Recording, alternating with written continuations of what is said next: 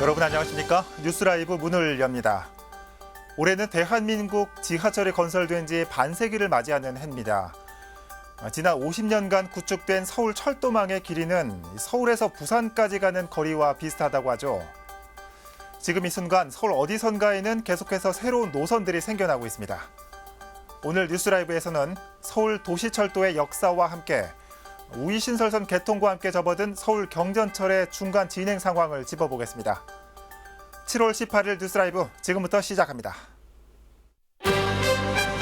오늘의 헤드라인입니다. 재개발구역에 포함돼 반토막 위기에 처한 장위시장 상인 60여 명이 대책위를 꾸려 대체 상가를 요구하고 나섰습니다. 동북선 경전철 환경영향평가에서 주민들은 소음과 먼지 대책 마련을 요구했습니다. 위례선 사업은 탄력이 붙고 있습니다. 현행 교육 정책들의 발전 방향을 논의하는 토론회가 마련됐는데 인력과 예산을 늘려야 한다는 목소리가 많았습니다. 성동구가 청년 1인 가구 지원 조례를 제정했지만 지원 대상과 기준 등 세부적인 내용이 명확하지 않아 형식적이라는 지적도 나오고 있습니다.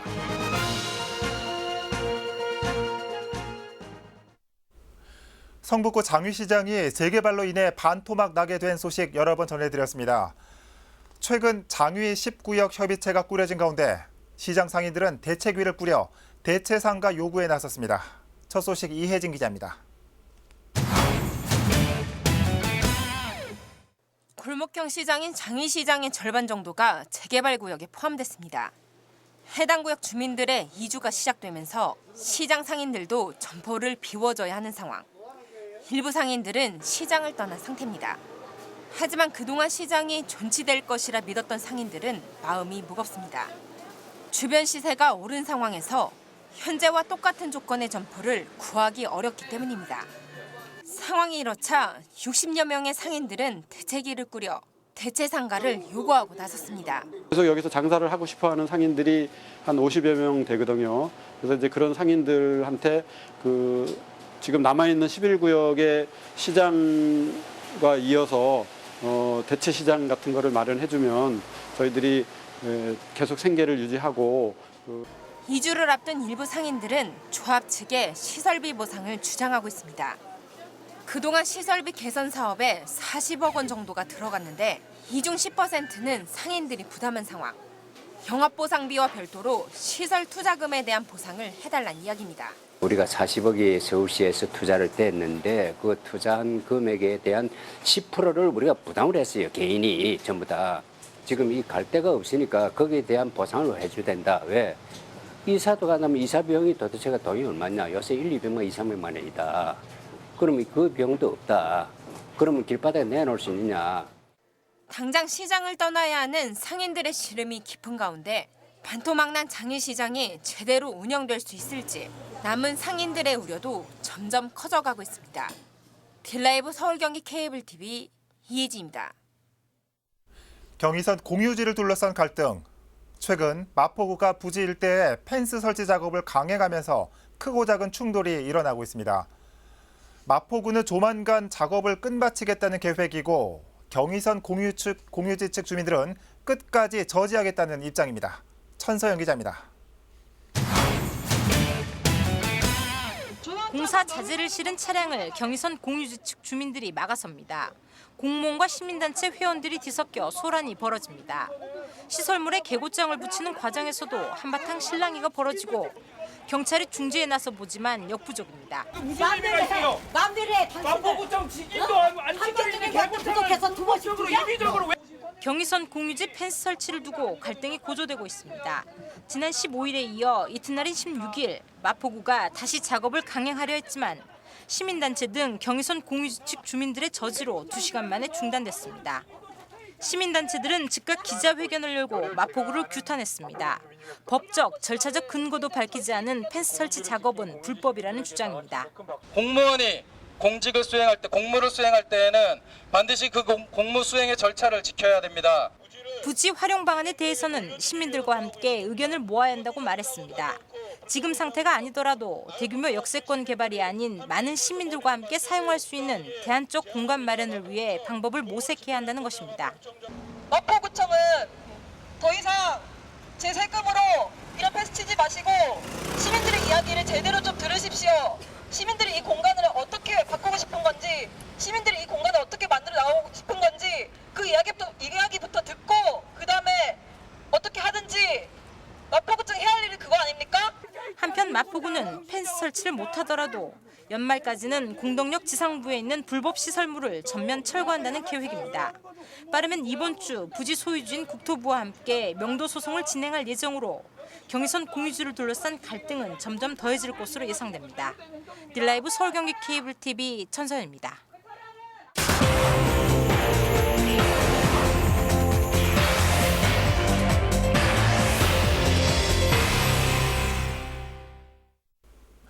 지난 1971년 우리나라 최초의 도시철도인 지하철 1호선이 공사에 들어갑니다. 구간은 서울역에서 청량리, 3년 후인 1974년부터는 본격적인 도시철도 시대가 시작됩니다. 1996년 5호선, 2001년 6호선 개통해 첫 민자 방식인 9호선 개통까지 서울은 도시철도로 동서남북이 촘촘하게 연결됩니다. 2015년 여기에 더해 서울시는 확정된 10개년 도시철도망 구축 계획을 발표합니다.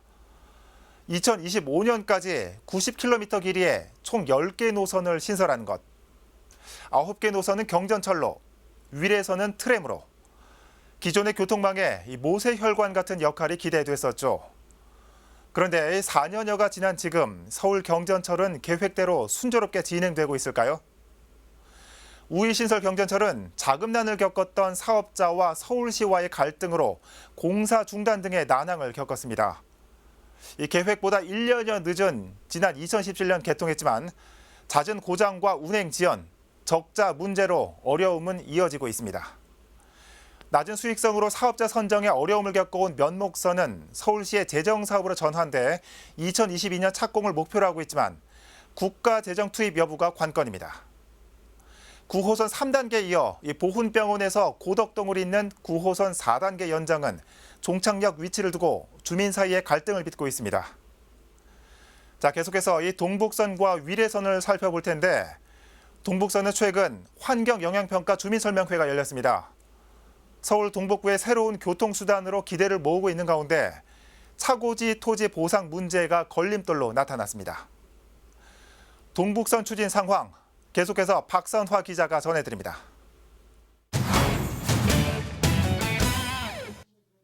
지난 4년간 예비 타당성 통과와 민간 사업자 선정 등 정해진 절차를 밟아온 동북선 경전철 사업. 그 다음 단계인 환경영향평가가 지난해 말부터 올 상반기까지 진행됐습니다. 도선이 지나는 노원구와 성북구 등 5개 지역 주민이 참석한 가운데 이를 보고하는 주민설명회가 열렸습니다.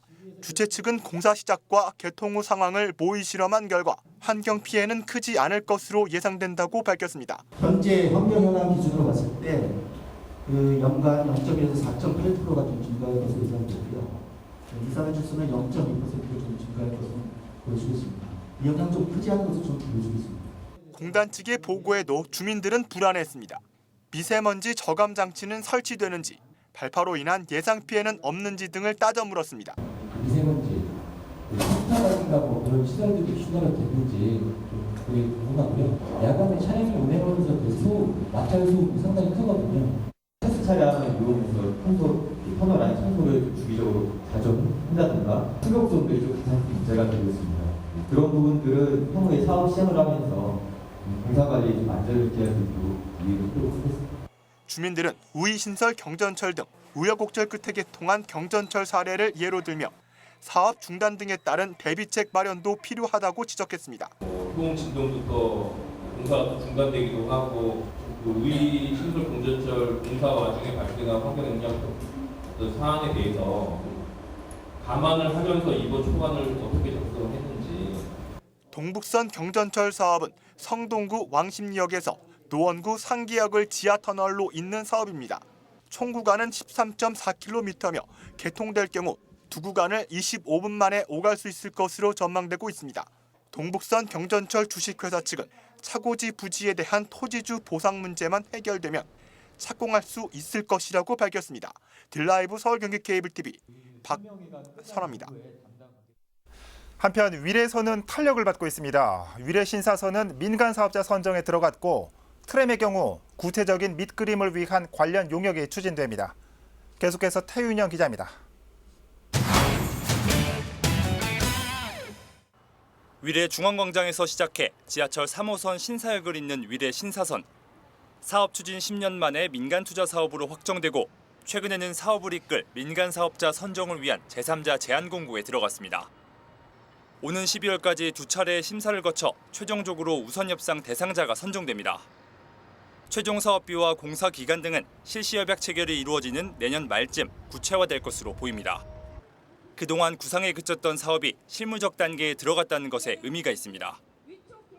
위례신산 사업이 이제 실질적으로 되니 안 되니 뭐 말이 많았잖아요. 그런데 이거는 실질적으로 이제 저희가 사업을 시작하겠다라고 하는 거니까 엄청 크죠. 지지부진했던 위례 트램도 사업에 탄력을 받게 됐습니다.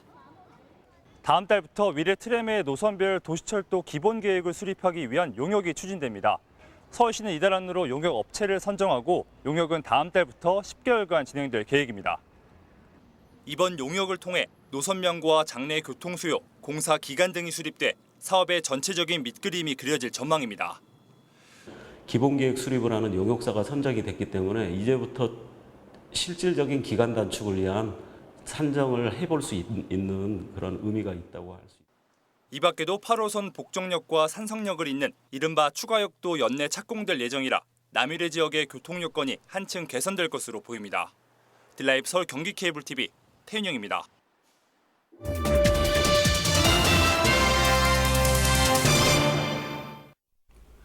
강동구에서 교육정책 간담회가 열렸습니다. 혁신학교에서 돌봄교육까지 폭넓은 논의가 이어졌는데 예산 문제를 지적하는 목소리가 높았습니다. 보도에 박영찬 기자입니다. 강동구 지역 정치권과 서울시 교육계 인사들을 중심으로 교육정책 간담회가 열렸습니다. 혁신학교에서 돌봄교육, 자유학기제 등 일선 교육 현장에서 진행되고 있는 정책들이 논의된 가운데 예산 문제를 호소하는 목소리가 집중적으로 제기됐습니다. 방과 후 돌봄 교실을 운영하는 초등학교의 경우 장애로 어려움을 겪고 있는 특수학생들이 일반 학생들과 수업을 받으면서 상대적으로 소외되고 있다는 지적과 함께 돌봄 업무를 위한 인력 증원과 예산이 필요하다는 목소리가 이어졌습니다.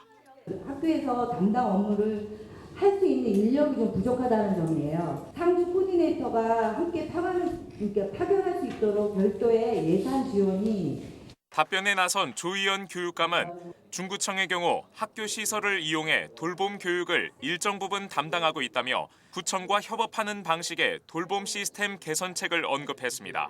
돌봄을 지금 구청이 조금 더 역할을 많이 하는 방식으로 지금 가고 있거든요. 학교 안에 교실을 이용하되 그 운영은 구청이 하는.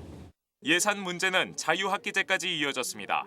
학생의 진로 탐색과 창의성 발달에 초점을 맞추고 있는 만큼 체험 위주의 수업이 많음에도 이를 제대로 뒷받침할 예산이 부족하다는 지적이 잇따랐습니다. 이어 일부 중학교에선 자유학기제 기간에도 일반 교과 수업을 진행하고 있다며 해당 정책이 일회성 진로 체험으로 전락하고 있다는 비판이 제기됐습니다. 원하지 않아도 어쩔 수 없이 시간 때우기 식의 수업이 많습니다. 예산이 턱없이 부족하고 오히려 자유학년제 기간 동안 부족한 교과를 채우다 보니 사교육이 강화되는 역효과가 발생되고 있습니다. 조 교육감은 일선 교육 현장에서 벌어지고 있는 자유학기제의 폐해를 인식하고 본래 취지를 살리겠다는 답을 내놨습니다.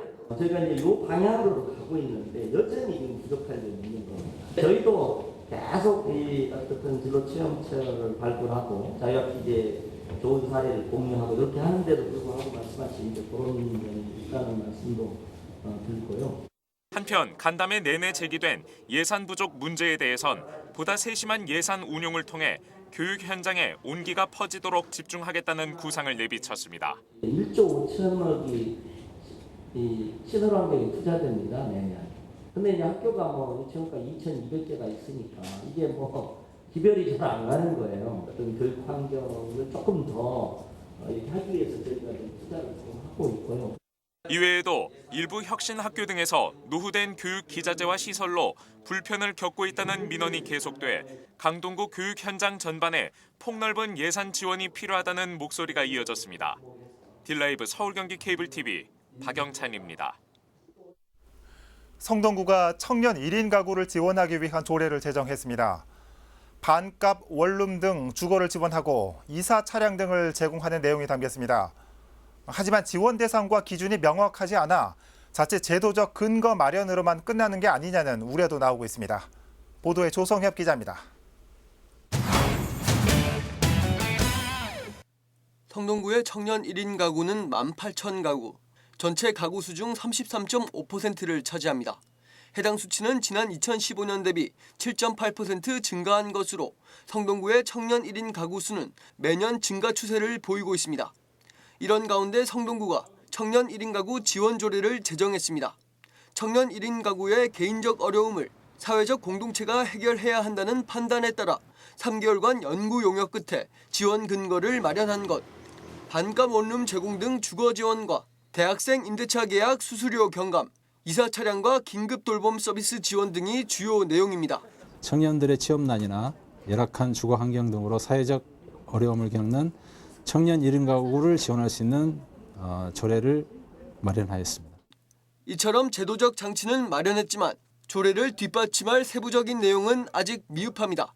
청년 1인 가구 중 지원 대상이 명확치 않고 지원 기준 역시 확정된 것이 없습니다. 또 올해 3월 반값 원룸이 개관했지만 추가적으로 개관할 계획이 없는 만큼 주거 지원을 위한 특단의 대책도 마련해야 합니다. 이런 탓에 자칫 제도적 근거 마련 정도로만 끝날 수 있다는 우려도 나오고 있습니다. 청년들이 거의 되게 많은 부분을 차지하고 있어서 현실적으로 과연 이게 얼마만큼 지원이 되고 또 이게 얼마만큼 실현 가능할지에 대해서도 사실 좀 걱정이 되는 부분이긴 하고요. 성동구는 이 같은 문제점을 인지하고 있다며 조속히 세부 내용을 구성해 수개월 내 실제 지원 사례를 만들어낼 것이라 밝혔습니다. 딜라이브 서울 경기 케이블 TV 조성엽입니다. 넷플릭스와 유튜브로 상징되며 핵심 미디어로 자리매김한 온라인 동영상 서비스 OTT. OTT에 대한 국내 첫 전문 연구단체가 출범했습니다. 출범 세미나에서는 OTT에 대한 미래 정책 방향이 논의되기도 했습니다. 천서영 기자입니다. 넷플릭스와 유튜브 등 해외 온라인 동영상 서비스의 공세가 본격화돼가고 있는 가운데 한국의 OTT 산업 전반을 진단하는 포럼이 출범했습니다. 국내 OTT 사업자들이 모여 시장 상황을 공유하고 산업 발전의 계기를 마련하기 위해서입니다. OTT를 둘러싼 이런 사회적 논의가 좀 더 체계적이고 또 구체적으로 OTT 산업의 성장 측면에서 시장 생태계를 면밀하게 지금 고민을 해야 되지 않나 이렇게 생각이 듭니다. 출범 세미나에서는 OTT에 대한 미래 정책 방향이 논의되기도 했습니다. 규제 불확실성을 해소하고 유료 방송 서비스 등과의 공정 경쟁을 위해서 OTT에도 법적 지위를 부여해야 한다는 것입니다. 지위를 좀 부여할 필요가 있다. 그게 뭐 산업을 위축시키자는 게 아니라 공정한 경쟁의 환경을 두고 또 그다음에 시장 내에서 새로운 사업자에 대한 지위를 둠으로써 또 그래야만 신규 사업자가 들어올 수 있는 공간도 있고 이런 측면에서 규제의 법적 지위를 두자라는. 해외 사업자들과 맞설 국내 대항마를 키워야 한다는 의견도 제시됐습니다.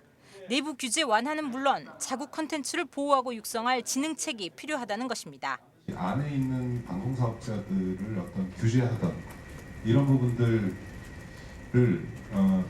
이제 모래주머니 달고 뛰던 거 다 풀어주고 글로벌 미국 기업들하고 한판 잘 붙어라라고 할 때가 아닌가. 결국 자체적으로 자국 문화나 한국어로 만들어진 콘텐츠들이 위축되지 않게는 뭔가 진행을 해주는 것이 맞겠다. 데이터를 기반한 정책 마련의 필요성도 언급됐습니다. OTT 시장에 대한 데이터가 없어 건설적인 정책이나 연구가 어려운 실정이라는 것입니다. 규제나 큰 방향을 결정하기 전에 이 규제를 할 것인지 말 것인지 아니면 어떤 서비스를 규제할 것인지 말 것인지 아니면 어떤 서비스를 진행할 것인지 아니면 어떤 서비스를 법제의 대상으로 삼을 것인지 이 모든 논의는 철저하게 데이터에 근거해서 논의가 이루어지는 것이 합리적이다라는 생각입니다. 한편 OTT 포럼 출범과 더불어 국회도 정책적 지원 의사를 내비쳤습니다. 환경이 급변하는 상황에서 국내 OTT 산업이 외국 OTT에 잠식되지 않도록 힘을 보태겠다는 것입니다. 국내 시장도 마찬가지로 넷플릭스에 의해서 굉장히 잠식을 되고 있기 때문에 우리 방송 그리고 IT 업계가 얼마큼 위협을 받고 있는지는 굉장히 위기의식이 클 거라고 생각을 합니다. 핵심 미디어로 떠오른 OTT, 그리고 첫 전문 연구단체인 OTT 포럼의 출범. 포럼은 OTT를 둘러싼 방송 시장과 국내의 환경 분석, 관련 정책 등을 포괄하는 연구와 논의를 앞으로도 꾸준히 이어갈 계획입니다. 일라이브 서울 경기 케이블 TV 천선입니다. 중구는 지난 16일 구청사 별관 2층에 위기가정 통합지원센터를 조성하고 본격적인 운영에 들어갔습니다. 이를 위해 중부경찰서와 남대문경찰서는 센터에 학대 예방 경찰을 배치해 운영을 지원하는 협약을 체결했습니다. 센터에서는 가정폭력 등으로 접수된 신고 내용을 바탕으로 전화 모니터링과 방문 상담을 통해 피해자 긴급 지원과 전문기관 연계 역할을 수행합니다. 중구는 매월 복지와 법률, 가정폭력과 주거 분야 전문가로 구성된 자문회의를 열고 위기가 구별 해법을 마련하기로 했습니다. 중구에서는 지난해 가정폭력 사건 471건이 신고됐습니다. 강남구의회는 어제 개회식을 갖고 오는 23일까지 7일간의 일정으로 임시회를 엽니다. 임시회에서는 병역 명문과 예우와 지원에 관한 조례안과 생활소음, 진동, 비산먼지 저감 실천에 관한 조례안, 다 함께 돌봄 지원에 관한 조례안 등 3건의 의원 발의 안건을 포함해 13건의 조례안을 심사합니다.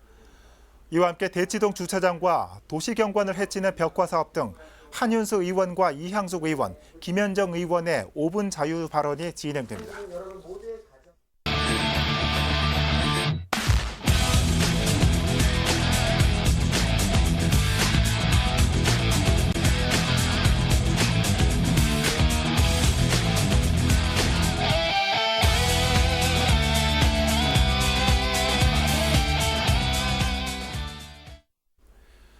거리 위에서 차똥이라는 글자가 쓰인 자동차들 본 적 있으실 겁니다. 이른바 찾아가는 동주민센터의 약자인데 4년 전부터 일부 자치구와 동에서 시작됐던 사업이 오늘부터 서울 전역으로 확대됐습니다. 골목 구석구석까지 행정이 찾아간다는 변화된 공공의 모습으로 종종 뉴스에서 보이는 안타까운 소식도 줄어들길 바랍니다. 뉴스라이브 마칩니다. 시청해 주셔서 고맙습니다.